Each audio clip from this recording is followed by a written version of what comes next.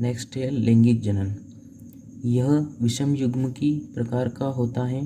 जब कवक जाल पादप में अधिक फैल जाता है तब जननांग तने या पर्णवृंतों में बनते हैं। नर जननांग पुंधानी व मादा जननांग अंडधानी होती है। जननांगों की खोज डी बेरी ने की थी। दोनों जननांगों का निर्माण एक ही परपोषी पौधे में पास में होता है, परंतु इनका निर्माण अलग अलग तंतुओं पर होता है। फर्स्ट है पुंधानी। अंडधानी के समीप किसी तंतु का सिरा फूल जाता है। फूले हुए भाग में अनेक केंद्रक व प्रचुर मात्रा में जीवद्रव्य भरा रहता है। कुछ समय पश्चात फूले हुए भाग में आधार पर एक पट के निर्माण हो जाने से इसके जीवद्रव्य का संपर्क कवक तंतु के जीवद्रव्य से टूट जाता है। वैसे एल्बुगो पट्ट रहित होता है, परंतु पटों का निर्माण जननांगों के निर्माण समय होता है। यही रचना पुंधानी होती है। प्रारंभ में इसके अंदर अनेक केंद्रक होते हैं, परंतु बाद में एक केंद्रक को छोड़कर शेष सभी केंद्रक नष्ट हो जाते हैं। नेक्स्ट है अंडधानी। अंडधानी के निर्माण समय तंतु का अग्रसिरा फूलकर गोलाकार बन जाता है, जिसमें प्रचुर जीवद्रव्य व अनेक केंद्रक होते हैं तथा नीचे एक पट बन जाने से शेष कवक तंतु से इनका संबंध समाप्त हो जाता है। प्रारंभ में अंडधानी के जीवद्रव्य में अनेक केंद्रक समान रूप से फैले रहते हैं, परंतु बाद में यह जीवद्रव्य दो क्षेत्रों में विभेदित हो जाता है।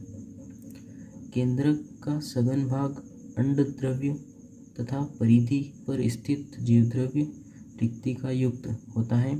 इसे परिद्रव्य कहते हैं। परिपक्वन पर केंद्रक के अंडद्रव्य में एक मादा केंद्रक रह जाता है तथा परिधेंद्र के केंद्रक नष्ट हो जाते हैं। अतः अंडद्रव्य का यह केंद्रक अंड का व्यवहार करता है। नेक्स्ट है फर्टिलाइजेशन। जिस ओर पुंधानी स्थित रहती है उधर अंडधानी से एक ग्राह्य तल बन जाता है। पुंधानी से निषेचन नलिका ग्राह्य तल को भेदती हुई अंडधानी के अंड तक पहुंचकर नर केंद्रक को छोड़ देती है। अब दोनों केंद्रकों का संलयन होने से युग्मनज बनता है तथा युग्मनज के चारों ओर 3 परत की मोटी भित्ति स्त्रावित हो जाती है। अब इसे निषिक्तांड कहते हैं। निषिक्तांड का द्विगुणित केंद्रक अर्धसूत्री विभाजन द्वारा विभक्त होकर 4 रचनाओं का निर्माण करता है तथा फिर इनका समसूत्री विभाजन होने से 32 केंद्रकों का निषिक्तांड बन जाता है। कभी कभी केंद्रकों की संख्या अधिक भी हो जाती है। इन केंद्रकों के चारों ओर जीवद्रव्य एकत्रित होकर ये चल बीजाणुओं के रूप में रूपांतरित हो जाते हैं। चल बीजाणु द्विकशाभिक वृक्काकार अथवा जैसे अलैंगिक जनन में बनते हैं ठीक वैसे ही होते हैं। इनका स्फुटन व अंकुरण भी ठीक अलैंगिक की जैसे ही होता है। इसी प्रकार नए पौधों को संक्रमित करते हैं। क्या आप जानते हैं एल्बुगोब्लिटी के लैंगिक जनन में कुछ अंतर है? इसमें बहुकेंद्रकीय पुंधानी व बहुकेंद्रकीय अंडधानी होती हैं तथा निषेचन के फलस्वरूप बहुकेंद्रकीय निषिक्तांड का निर्माण हो जाता है। ठीक है, ये इम्पोर्टेंस है ऐसे ही। और नेक्स्ट है अपना रोग नियंत्रण, है ना, कंट्रोल ऑन डिजीज़। खेती में फसलों का परिवर्धन करके जैसे क्रूसीफर तथा अन्य परिवार के सदस्यों को उगाकर अर्थात फसल परिवर्तन करके, है ना, रोग प्रतिरोधक किस्म को उगाकर रोग ग्रसित पौधों को जलाकर नष्ट कर देने से और कुछ कवकनाशी 0.8% बोर्डेक्स का घोल छिड़कने से या 0.2% डाईएथेन को हर 10 दिन के बाद छिड़कने से, चूना, गंध व कॉपर सल्फेट का मिट्टी पर छिड़काव करके, है ना। नेक्स्ट है पीढ़ी एकांतरण, अल्टरनेशन ऑफ जनरेशन।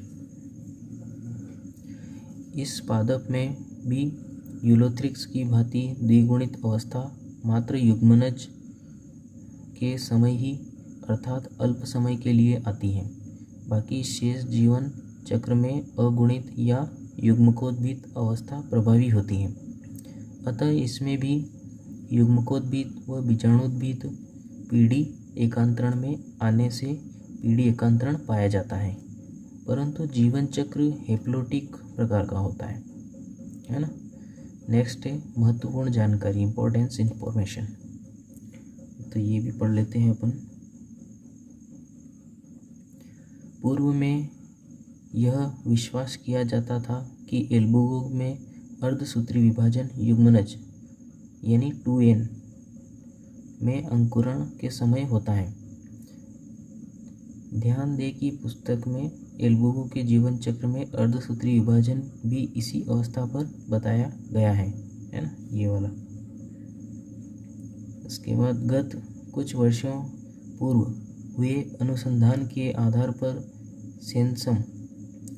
सेंसम ने स्पष्ट किया कि एल्बुगो के जीवन चक्र में अर्धसूत्री विभाजन युग्मक धनियों में ही होता है।